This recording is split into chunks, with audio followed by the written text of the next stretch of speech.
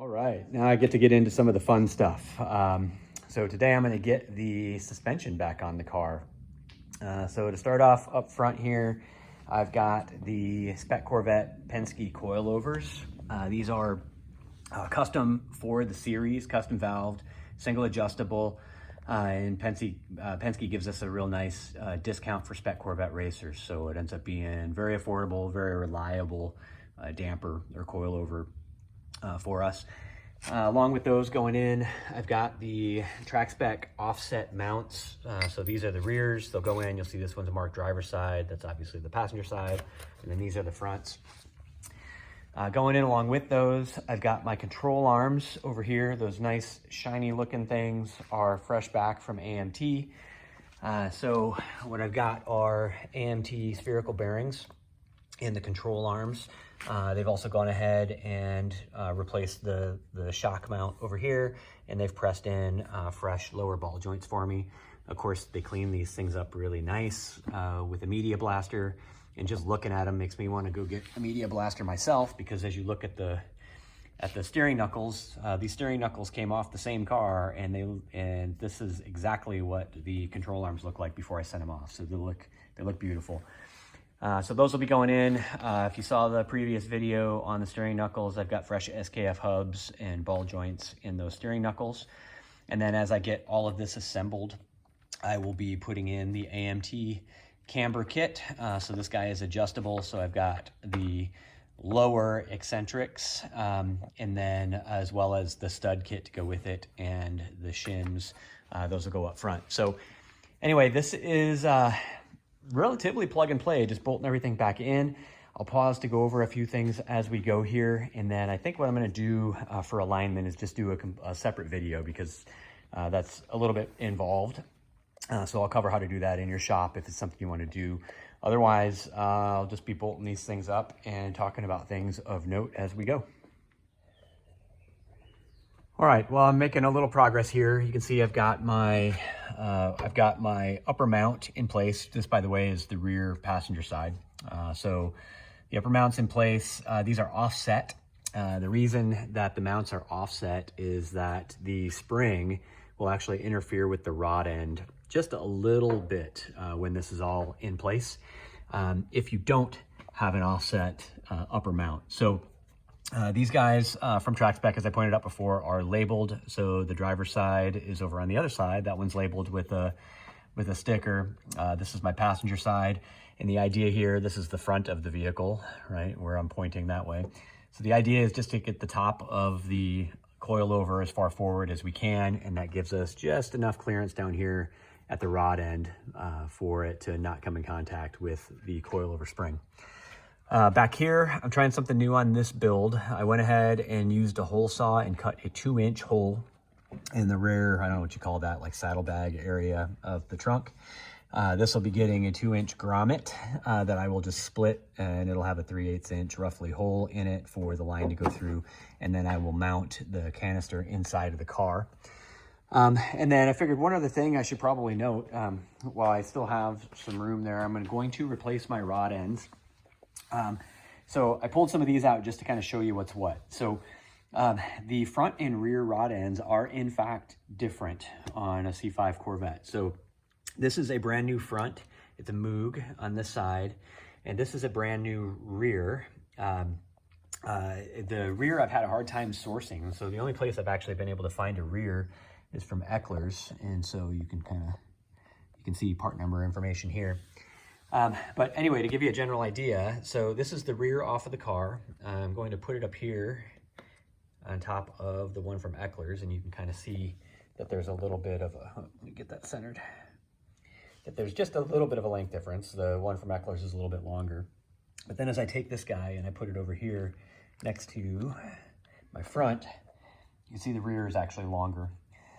So you do want to make sure that you run the proper tie rod end on the rear so that you get enough threads inside the body of this shaft to hold on. Otherwise, you may have alignment problems or potentially risk having that thing come out. So I guess I'll compare these guys so you can just see the difference in length. It's reasonably substantial. So anyway, That's the rear rod end. As I mentioned, I got that one from Eckler's, and I'm gonna go ahead and get that guy on the car while I've got a little bit of room and before I put on that lower control arm. All right, rear end is mostly together, so I guess I'll pause and note a couple of things before I move on to the front. Let's see here. I've got the dampers in place, or the coilovers in place. Just a note for orientation, it's nice to have your adjustment screw for the rear dampers facing the rear of the car so that you can get to it easily when you're at the track. Another thing to note is that for your collars up here, when you do your height adjustment, which will be later, there are 2 set screws. So there's one here and there's one 180 degrees out. It's a good idea when you're putting these in to just loosen up those screws and then get them so that they're easily accessible when you're ready to set the height adjustment for the car. So I like one set screw facing back and one set screw facing forward because that way it's just really easy to get to. Let's see, what else to note? This, I'm thrilled actually with these track spec upper mounts that are offset. You can see here, it's still a close fit, but there's plenty of room. So I don't have to worry at all about rubbing on my control arm on the coilover spring. So I'm really happy about that. And I've still got plenty of room over here on the side of the boot side of from the axle. So anyway, everything's spaced out nicely. I like that quite a bit. I think I'm gonna have to get a set of those for my other car because I've got just enough rub there for it to be annoying the way that the other car is set up. So anyway, really happy with the rear. Well, coming back to close the loop on my shock line, before I had cut a 2-inch hole into kind of like that saddlebag portion of the trunk here. And what I ended up doing is I found some 2-inch rubber grommet plugs. They're solid all the way around on Amazon, and I ordered those up and then basically took them and drilled a hole into the center and then split it right about half of the way through, and that just allowed me to slide it onto the hose without having to separate the shock or anything, which I didn't really want to deal with. And then get it in place. So that seems to be fitting in there reasonably well. I put the slit up to the top so that the pressure from the hose, just the way it's sitting, is really more pushing down.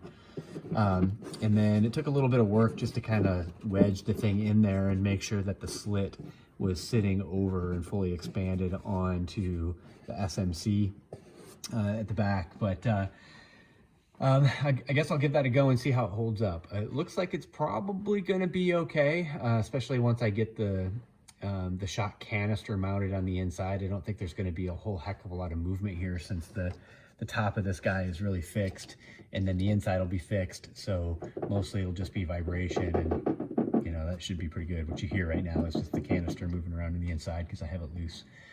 So I'll get the other side fixed up and then see if I can work on a mounting solution for inside the car.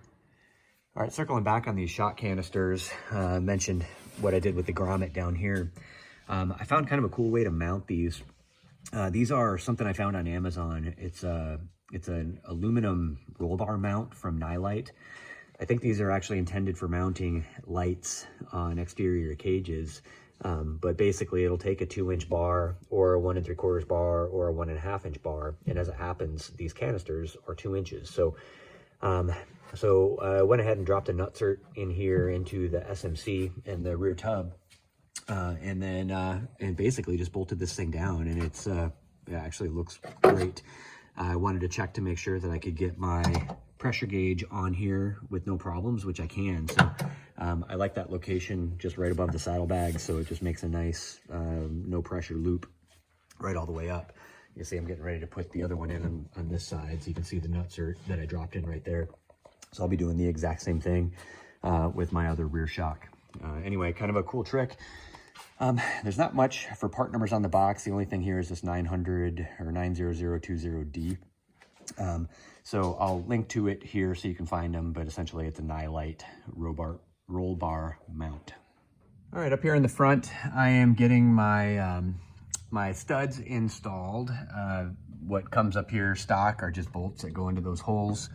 And when you're doing camber adjustments, it's a little bit easier to get some shims up top than it is to to monkey around down in the bottom. So just dropping studs in there makes it a little bit easier to work with. So I did get the stud kit option when I ordered my camber kit from AMT.